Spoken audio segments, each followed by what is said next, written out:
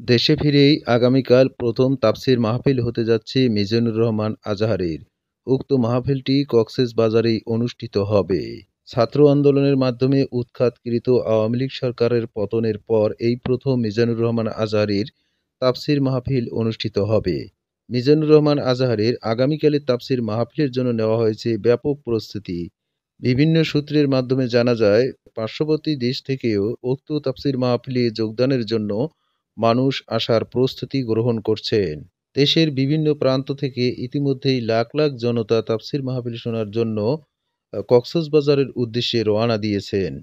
নিরাপত্তা বাহিনীদের ব্যাপক প্রস্তুতি সহ কক্সবাজারে নেওয়া হয়েছে নানা নিরাপত্তা ব্যবস্থা।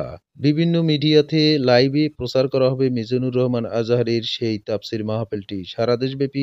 সারা দেশব্যাপী ঘরে বসে তাফসীর শোনার জন্য মিডিয়াতে চোখ রাখুন। ভিডিওটি শেয়ার করে দিন অন্যান্য কোরআন পাগল বন্ধুদের জানানোর জন্য। সঙ্গে থাকুন মিজানুর রহমান আজাহারের আগামীকালের তাফসীর মাহফিল শোনার জন্য। ধন্যবাদ।